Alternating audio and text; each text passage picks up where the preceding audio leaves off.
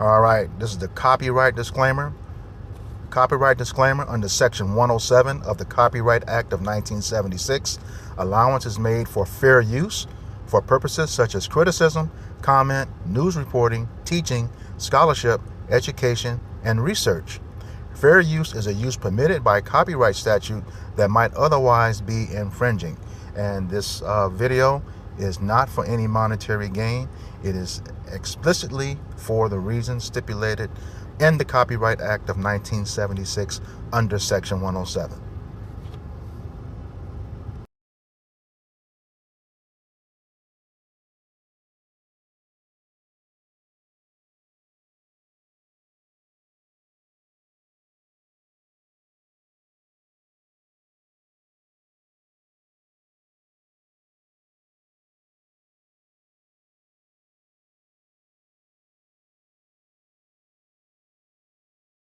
You have to go look at who owned the slave ships. And guys, people, they'll do everything they can to tell you it wasn't Jews owning the slave ships.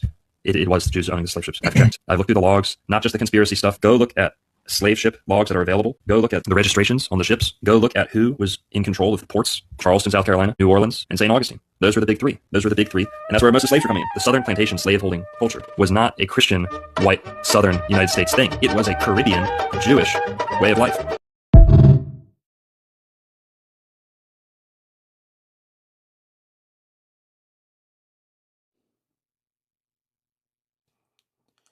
This is the book of Obadiah, chapter 1, verse 10, and it reads, For thy violence against thy brother Jacob, shame shall cover thee, and thou shalt be cut off forever.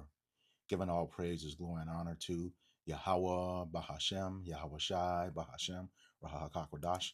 Double honors to the apostles and elders of Great Millstone who rule well in teaching us this 100% truth. Salutations to them and my fellow Akim who labor in this truth week in and week out on the highways and byways. Also, salutations to the hopeful elect of the scattered 12 tribes of Israel, scattered to the four corners of the earth, that be like unto the speckled bird, also known as your Israelite foreigners, and your so-called Negroes, Latinos, and Native Americans. To you, I say Shalom. This is your brother Ayashar Barazal, a prophet of doom from the Indianapolis branch of the Great Millstone, coming back at you with another lesson that is edifying to the elect body of the nation of Israel. And this scripture here, Obadiah 1 and 10, is talking about Esau, Edom, who is the so-called white man, according to Genesis 25 and 25, and who is the wicked. Okay, the nation created to be the wicked, according to Malachi 1 and 4. All right. And he's talking about the violence against his twin brother Jacob, whose name was changed to Israel, being of the 12 tribes of Israel. Okay. And that violence has been perpetual um, since, he sold his birthright. Esau sold his birthright to Jacob. All right, for some for some uncooked meat and lentils. Okay, and we know that's Esau today. You get all type of videos today where this wicked individual is eating meat with the blood in it, or just straight out raw. All right, that's one of those signs of who he is. All right, and it says, "Shame shall cover thee," and the shame is covered for all of his history. As the scriptures say, the Lord has made Esau bare. All right. He's made him bear all of his terrible history against Jake, and the world for that matter, but in particular, Jacob, Israel. Okay, the 12 tribes. You know, he's put a hell of a you know uh, uh, uh, violence on us to this very day. All right, and all of his stuff is being exposed. They cannot hide anymore. Okay, and we know at the forefront of that is Amalek, who are your small hatters today, the ones who acquired our land by that false document, the Balfour Declaration of 1948. Yeah, they not only financed the transatlantic slave trade, okay, they own the ships, all right, and and they own the insurance companies, okay. So yeah, they have a huge hand, and like the Lord said in Exodus chapter 17, towards the end, He will be at war with Amalek from generation to generation. And where are we right now to this very day? Okay. They pretty much, well, not pretty much, they own America right now. And like one of their councils, Judith Varney Shore, said the number one problem for the state of Israel is the black youth of America. Okay. They've, have assumed our identity, but everyone knows that, that they're not the people. Okay. You don't have all of the land as specified in Genesis chapter 15, verse 18. Okay. All 12 tribes uh, are not there in the part that you're in. Okay. You're sharing that with the Palestinians who you're trying to clean out. And now it looks like you want to take over Venezuela as well too, you know. But you're not going to be able to run from this judgment, which is going into you after your shame is coming. You're going to be cut off forever. Okay, you will no longer exist. Okay, and we know that Amalek is the head tribe of the nation of Edom, and according to Deuteronomy 25 verses 17 through 19, he is going to be cut off forever. And once you cut the head off, the rest of the body follows, meaning all of Edom. Okay, let me get that. They're going to be cut off forever. No longer, no more will exist. This is the book of Deuteronomy, chapter 25, beginning in verse 17. And it says, remember what Amalek did unto thee by the way, when ye were come forth out of Egypt, how he met thee by the way, and smote the hindmost of thee, even all that were feeble behind thee, when thou wast faint and weary, and he feared not Yahweh Bashem Yahushai. And that is not only Amalek's, the whole nation of Edom's MO.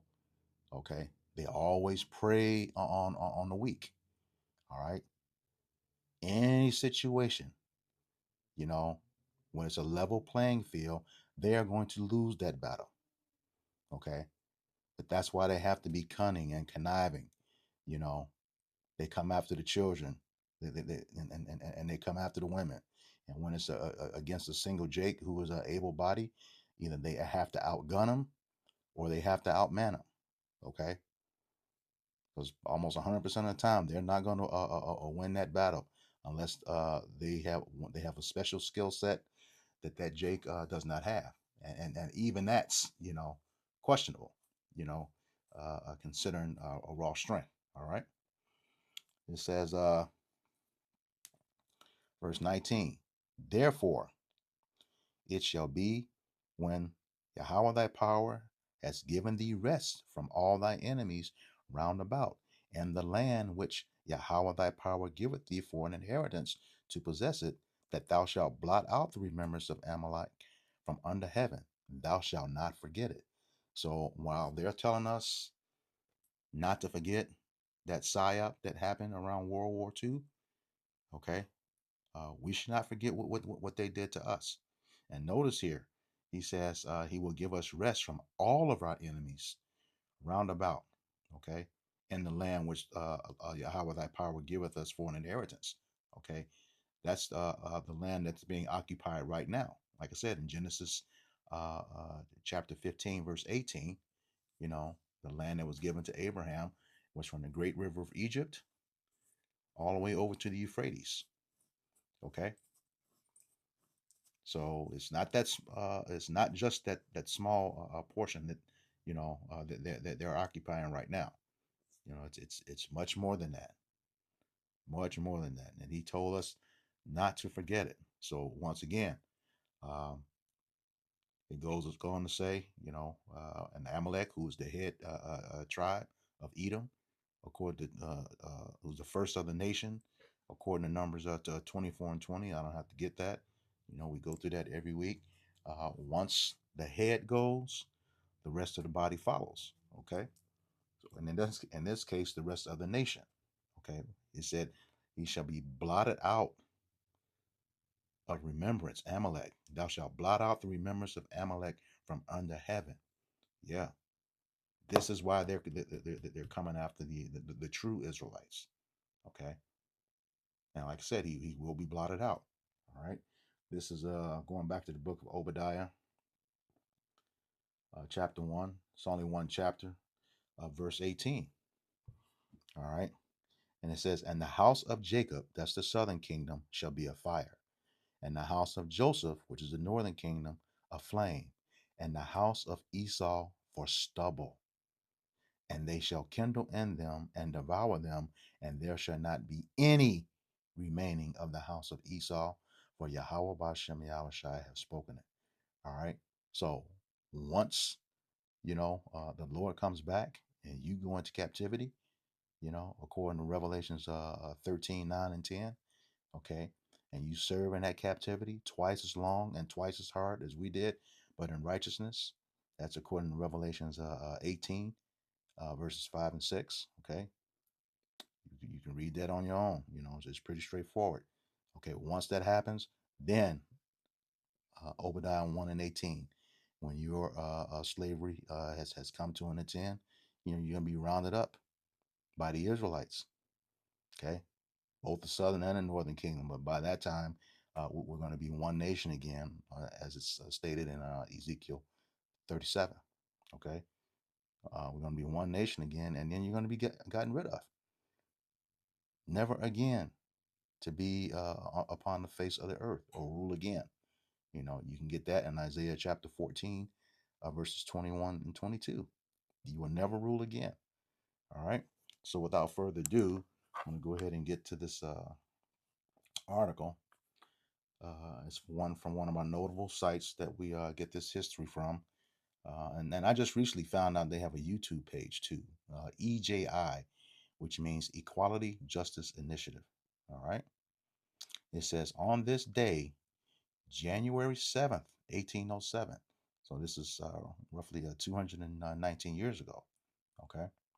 It says, it's titled Trafficking Ship Fair American Delivers 88 Enslaved Africans into Charleston, South Carolina.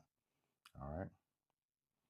It says on January 7th, 1807, a U.S. registered trafficking vessel delivered 88 kidnapped and enslaved African passengers into Charleston, South Carolina. And those African passengers were actually Israelites. Okay. Israelites. All right. From the West Coast. You can see the slave coast on the 1747 Negro land map. Okay. There's a full size map. You can see the full area of the Negro land, and then you can buy the part of the West Coast where you can see the slave coast of Wida, which is Judah. Okay.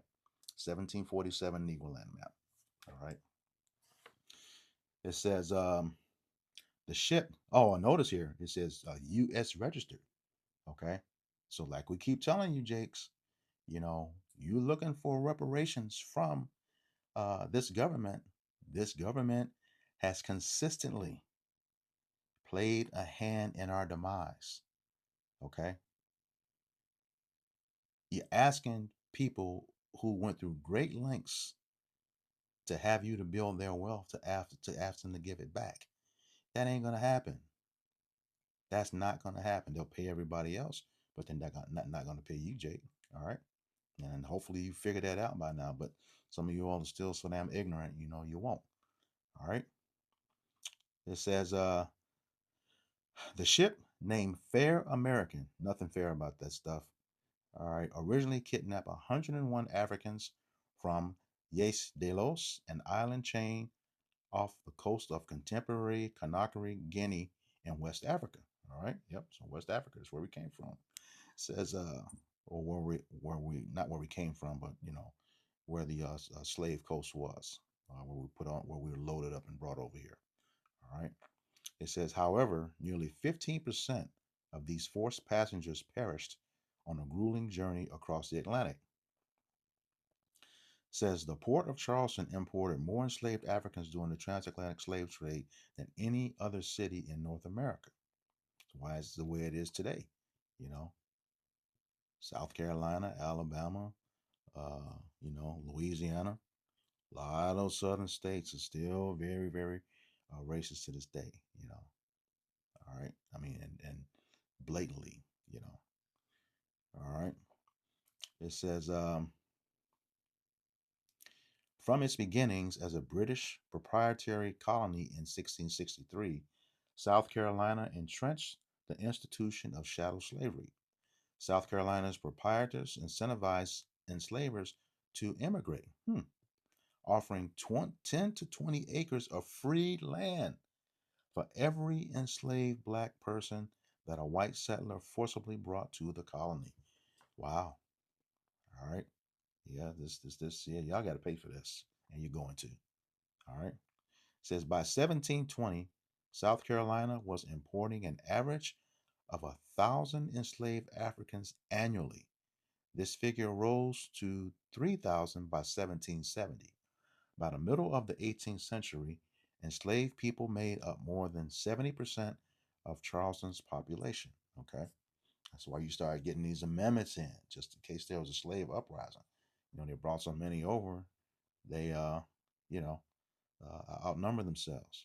All right, and Jake was strong too, but Esau had that sword, that weapon. All right, it says the kidnapping, trafficking, and sale of Africans Israelites escalated dramatically in Charleston between 1803 and 1807. Anticipating a constitutional ban on the transatlantic slave trade beginning in 1808, traffickers in Charleston imported more than 40,000 kidnapped Africans during these 5 years alone. All right, so this is where you get, Zechariah um 1 and 15. Grab that. There's other scriptures too, but hey, Zechariah 1 and 15. All right. It says that, and this is the Lord, and I am very sore displeased with the heathen that are at ease. You too damn comfortable. All right. And doing what you're doing to Jake. All right. It says, for I was but a little displeased, and they helped forward the affliction. See, we were on a punishment for our transgression of the law. Okay. Deuteronomy 28, 68. You know, ultimately coming over here on slave ships and yokes of iron. Okay. It says they helped forward the affliction. So, like scriptures say, when our calamity was coming to an end, you put your foot on the gas. All right.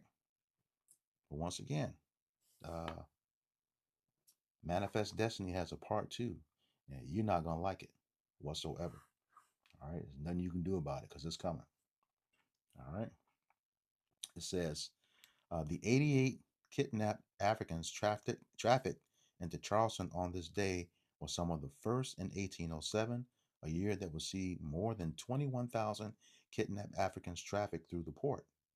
Charleston accounted for 95% of the total Africans trafficked into the U.S. in 1807.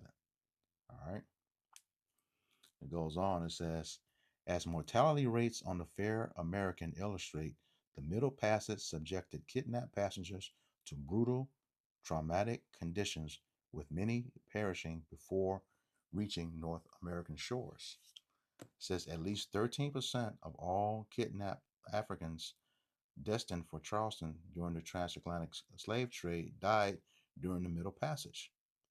It says Africans trafficked to Charleston face equally brutal conditions following disembarkation. Many spent weeks quarantined on Sullivan's Island in Charleston Harbor or detained in the city's warehouses, where thousands died awaiting sale at downtown markets. It says Africans trafficked to South Carolina faced a lifetime of involuntary servitude on labor intensive rice plantations. Rice required 10 times the labor to produce when compared to other colonial cash crops. One of those being cotton. Okay. It says further in South Carolina, enslavers had complete discretion over the sentencing and punishment of enslaved people accused of wrongdoing, resulting in brutal physical torture and summary executions. That's because we were considered property. All right. It says South Carolina's rice plantations had alarming mortality rates among enslaved people, higher than anywhere else in the South. About one third of enslaved Africans who landed in South Carolina died within a year. Yeah, that's that. That furthering the affliction. Okay. All right. So that's the end of the article. I'm going to put a link to this article in the description box. All right. So let me get some scriptures. All right. This is the book of Ezekiel. I'm going to start at the top, Ezekiel 35,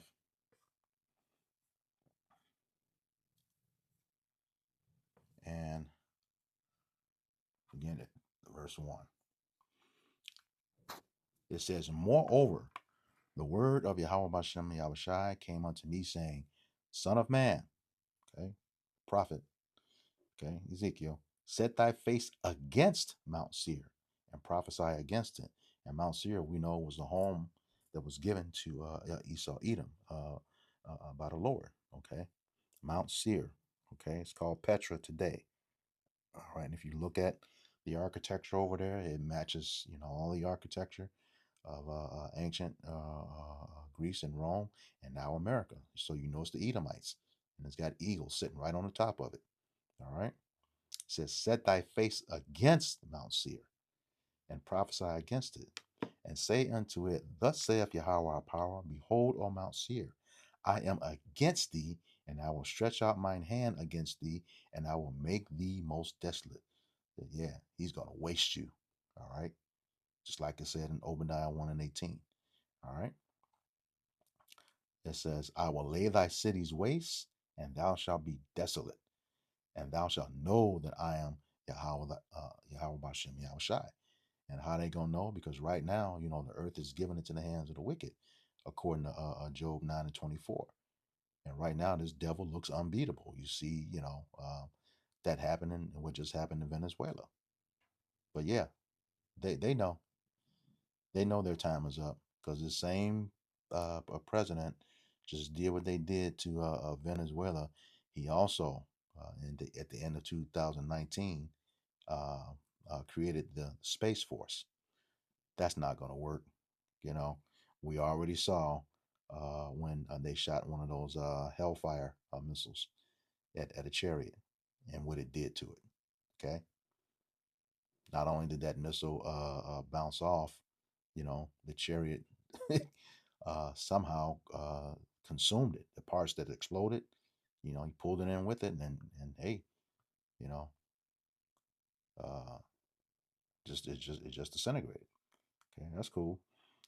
It says, okay, they gonna know because once they come into this power, you got them bragging right now, talking about fuck around and find out, bragging heavily, and we know he's working at the beck and call of Benjamin Netanyahu. All right, you know, who was in the forefront of the imposters that are living in our land right now. But that's okay. We know what the prophecies say. That's why they're getting mad, and censoring everything. Like they changed the brothers' video um, with AI the other day. All right.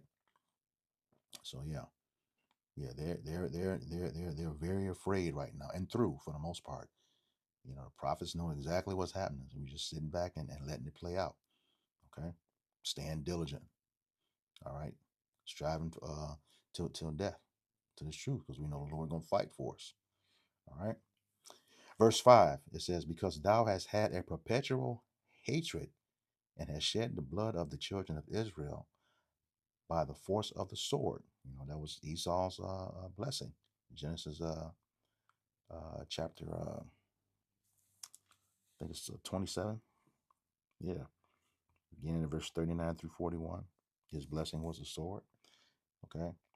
It says, starting back at the top of verse 5, because thou hast had a perpetual hatred and hast shed the blood of the children of Israel by the force of the sword in the time of their calamity, in the time that their iniquity had an end. So, yeah, you know, uh, That has happened several times, and this was one of them. You know, you kept going. You found out that slavery was going to be abolished in 1808, and you ramped it up. Okay, you kept on shedding blood, as that article said. Through the process of shadow slavery. All right, verse 6. It says, "Therefore, as I liveth, saith Yahweh our power, I will prepare thee unto blood, and blood shall pursue thee. Since thou hast not hated blood, even blood shall pursue thee." And how's the Lord going to do this? Okay, because we know, uh, it's a life for a life. You know, that's in the scriptures, righteousness. Okay, but how's He going to do this? By the hand of His people. This is the book of Joel,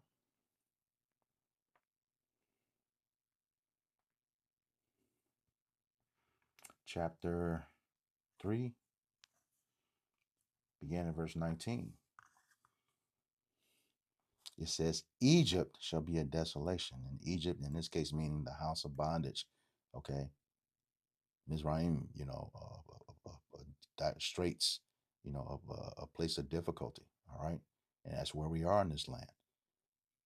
As I read in Deuteronomy chapter 25, talking about blotting out Amalek, the only time we're going to have rest is when we're at home in our land, nowhere else. Baruch 3 and 8 tells us that, you know, as long as we are not home, we will not be at rest. Okay. Plenty of scriptures that say that, in Micah 2 and 10, it tells us this place is not our rest. Okay. Back in Joel 3, it says, "Egypt shall be a desolation, and Edom shall be a desolate wilderness." Okay. America, this is the hub for Edom's rulership. Okay, the other countries are gonna get destroyed, but not totally destroyed. You're gonna have some rebuilding to do. All right, but America, yeah, it's not going to exist anymore. It's going to burn for a long time. All right, and after which, only desert creatures are going to inhabit this place. You know, no one will ever profit from America. Okay, which is through the labor of the Israelites. Okay. Again, it says that Egypt should be a desolation and Edom should be a desolate wilderness for the violence against the children of Judah. That's the southern kingdom. Those who were coming over on the transatlantic slave trade in the Middle Passage. Okay. Because they have shed blood in their land. Okay. Edom. Okay. The so-called white man. Okay. You all did this. And the evidence is overwhelming and cannot be disputed. All right. Verse 20, it says, "But Judah shall dwell forever, and Jerusalem from generation to generation." So what does that mean? Okay. Judah dwelling forever, that's the southern kingdom, and Jerusalem from generation to generation. That's immortality. Okay. That's immortality. We're going to have the laws, statutes, and commandments on our inward parts. You get that account. That's the second covenant. All right. You get that account in the book of Jeremiah, chapter 31, verses 31 through 34. And then it's in the New Testament. Okay. Quoted in Hebrews chapter 8, verses 8 through 13. Same thing. Okay. Same thing. That's the second covenant, the new covenant. And it's only with the nation of Israel, as you will see when you read that. All right. It says, "But Judah shall dwell forever, and Jerusalem from generation to generation." That's those new immortal bodies, you know, godlike, you know, something you won't be able to stop because we're a promised immortality. All right. It says, "For I will cleanse their blood that I have not cleansed. For Yahweh Bahashem, it's like for Yahweh Bahashem Yahweh Shai dwelleth in Zion." Okay. That means a monument, his people, beginning with the men. Okay. who are the express image, the elect man is the express image of the Most High. Okay. He says, "For I will cleanse their blood that I have not cleansed. For Yahweh Shem Yahweh Shai dwelleth in Zion." How is he going to cleanse it? All right. This is the book of Numbers, chapter 35, verse 33. And it reads, "So ye shall not pollute the land wherein ye are, for blood it defileth the land, and the land cannot be cleansed of the blood that is shed therein, but by the blood of him that shed it." So yeah, we have a bone to pick with a lot of nations, but Esau, you never showed any mercy, and you still don't, and you think you're gonna get away with it. No, this is the scriptures right here, especially you ones who call yourselves Christians and you Edomites. Yeah, you want to be everybody else but the Edomite. All right, but everything that the scriptures say about you, leave no doubt that Esau Edom is a so-called white man, even though the scriptures say that. You are living up to your role in the scriptures as the hammer of the earth, the wicked who's the sword of the Lord. Okay, so yeah, so just like you like to shed blood, your blood is going to be shed until you exist no more. This is the same thing that Ezekiel 35, 5 and 6 said. All right, you didn't hate blood. Okay, since you didn't hate shedding blood, yeah, well, now it's the same thing's gonna happen to you. All right, the same thing's gonna happen to you in righteousness. All right, I'll close out with this one. This is the book of Colossians. No, it's like go to Revelation just to drive it home. Revelation chapter 13, beginning in verse 9. And it reads, "If any man have an ear, let him hear." That means any man with understanding, let him understand. It says, "He that leadeth into captivity shall go into captivity." All right. Who's in captivity right now? That has us in captivity. Esau Edom, the so-called white man. All right. That's you. Yeah. It says, "He that killeth with the sword must be killed with the sword." All right. Whose blessing is the sword? Esau Edom. Like I said, Genesis 27. That's your blessing. I want to say verse 39 through 41. All right. I'm gonna get that. Let me just verify that. I know I said it twice. Genesis 27.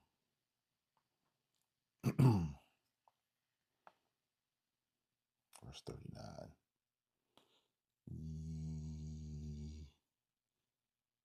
Yeah, verse 40. Yeah, it says, yep, verse 40. "And by thy sword shalt thou live, and thou shalt serve thy brother. And it shall come to pass when thou shalt have the dominion, and thou shalt break his yoke off thy neck." Okay, and that was they had us, the Edomites, the Idumeans, had us in captivity during the Greek and Roman captivities. Okay, and then Jake took Esau down. All right, and then you had the period where Jake was taken down and has been in this devil's captivity ever since. Going all the way back to the Renaissance period. All right, so yeah, that was the correct quote. All right, back to Revelation 13.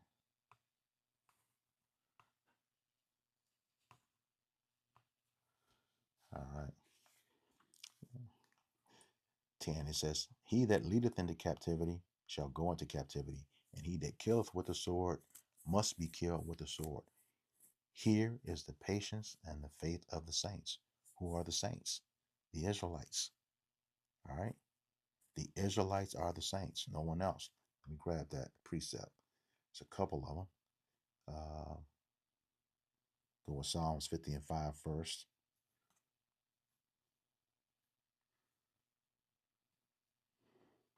All right. And it reads, Gather my saints together unto me, those that have made a covenant with me by sacrifice. What nation of people made a covenant with Yahweh by Shem Shai? The Israelites at Mount Sinai. Okay? It was the Israelites that made that covenant. You can get that in Leviticus uh, chapter 26, starting at around verse 42 at the end. Okay? I'll just grab that just to back that up. So you know the first covenant was with Israel, and the second covenant is with Israel. Like I quoted Jeremiah 31 verses 31 through 34 earlier, as well as Hebrews chapter 8 verses 8 through 13. All right, this is the book of Genesis chapter 26.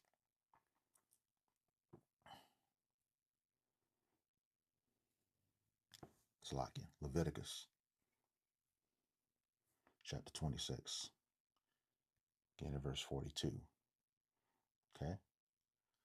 Uh, verse 42, it says, Then will I remember my covenant, okay, with Jacob, and also my covenant with Isaac, and also my covenant with Abraham. Will I remember? Okay. And I will remember the land. Like I said, the land is described in Genesis chapter 15, verse 18. He says, The land also shall be left of them and shall enjoy her Sabbaths, while she lieth desolate without them, and they shall accept the punishment of their iniquity, because they have despised my judgments, and because their souls abhor my statutes. All right. So yeah, we went into captivity. He says, And yet for all that, when they be in the land of their enemies, I will not cast them away. All right, so that's right there cuts that whole doctrine. A lot of you Edomites try to say that the Jews rejected the Lord. Clowns, straight up. He says, neither will I abhor them, which means to detest them, okay? To destroy them utterly, because there's going to be a remnant, the 1/3. 2/3 of our people are going to be cut off. You know, you get that in Zechariah chapter 13, verses 8 and 9. All right. It says, and to break my covenant with them. All right. Who made that covenant? The saints. All right. We know the saints are Israelites. Okay. Because of that covenant. It says, for I am Yahweh their power. Okay. It says, but I will for their sakes remember the covenant of their ancestors, whom I brought forth out of the land of Egypt in the sight of the heathen, that I might be their power. I am Yahweh Bashem Yahushai. Verse 46. It says, These are the statutes and judgments and laws which Yahweh Bashem Yahushai made between him and the children of Israel in Mount Sinai by the hand of Moses. All right. No one else will be able to partake in that covenant. Okay. It's not going to happen. It's not going to happen. Like I said, I had two precepts for those saints, just so, you'll see. Teaching moment right now. Psalms 148, verse 14.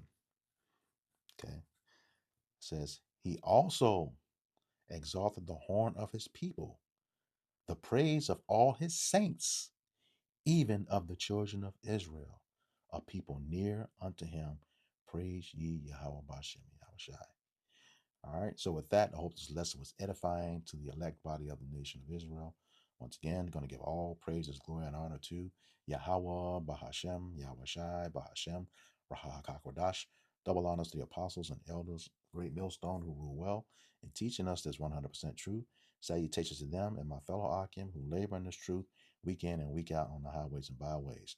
Also, salutations to the hopeful elect of the scattered 12 tribes of Israel, scattered to the four corners of the earth, that be like unto the speckled bird, also known as your Israelite foreigners and your so-called Negroes, Latinos, and Native Americans. To you, I say Shalom, Kwame Yasharala, Abad Babal. We got next. Your time is up, Esau Edom. Shalom to the elect.